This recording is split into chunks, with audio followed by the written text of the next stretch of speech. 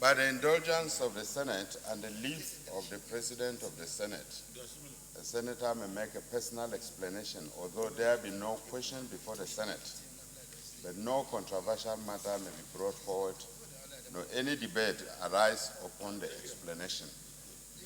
And I believe I will conform strictly to this order, this provision, Mr. President.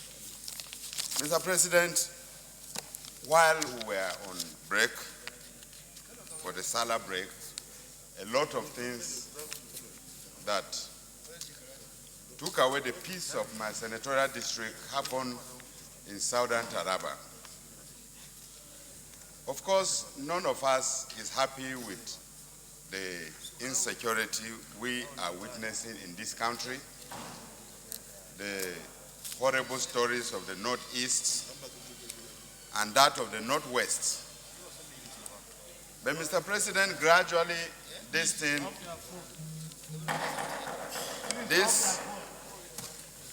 challenge of banditry or Boko Haram or ISWAP, as we may call them, of course they are members of the same family, organized to take away the peace of Nigeria. These elements have found their ways into Taraba State and have infiltrated southern Taraba. Mr. President, communities of Kwetwen in southern Taraba, largely of the Kuteb Nation, and those of Kwetumo and Basang witnessed a horrible invasion by the bandits. Whether Boko Haram or ISWAP is yet to be known. But the move in motorbikes, as is normal and traditional with them, even as tall as in the Northwest and the Northeast. Over 40 people have been killed so far, Mr. President. And I consulted you this morning to raise this matter under Order 42. Shortly after I discussed with you, explaining the number of casualties in these communities, I went to the office to pick my standing rule. On my way back to the chambers, I got a call again on what happened yesterday in the night. This one was more horrible. They were cited in their numbers, I think well over 100, we are told, and the army, the men of the 23 Battalion in Takum, got this intelligence and rose to go to confront them.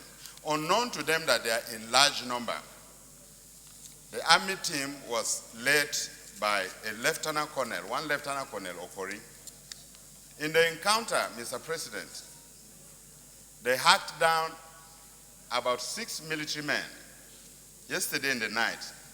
As I speak, the CO of the 23 Battalion in Takum has not been found.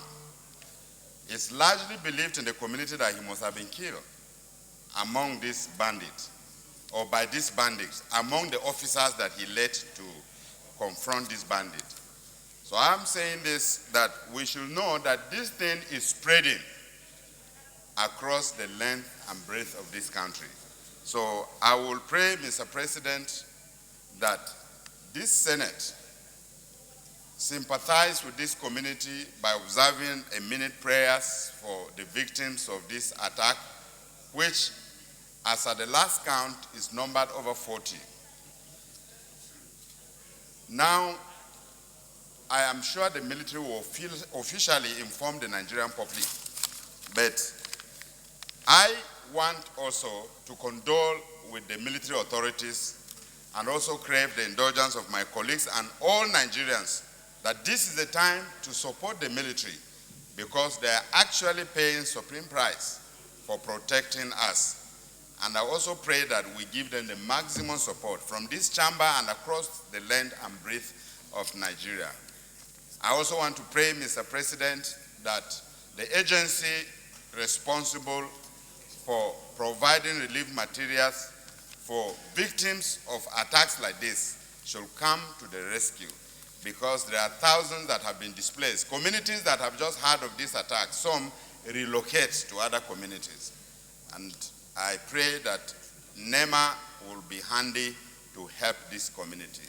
I so submit, Mr. President. Well, thank you very much, distinguished Senator Emmanuel, representing Taraba South.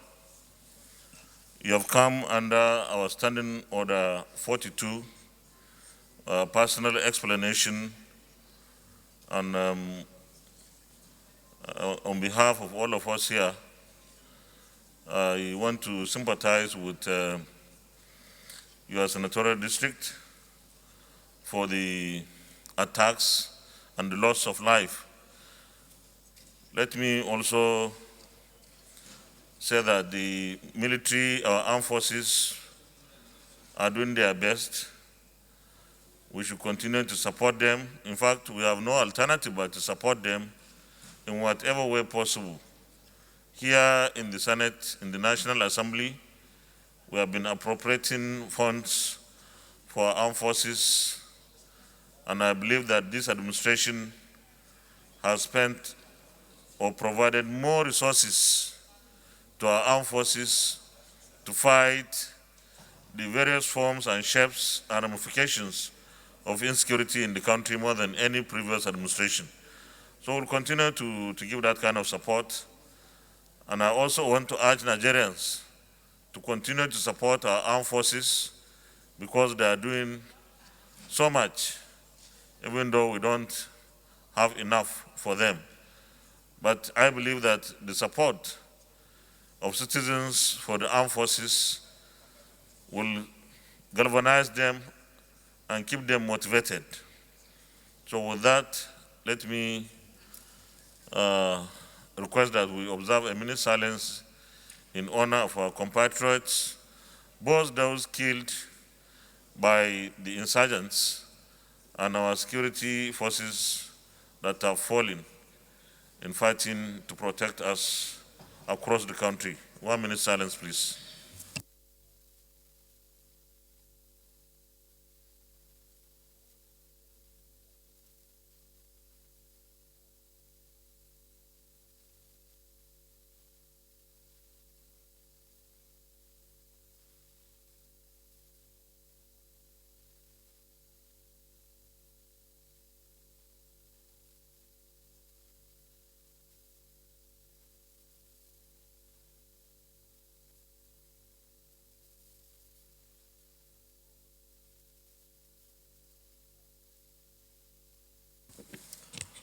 May the souls of our departed compatriots rest in perfect peace. Amen.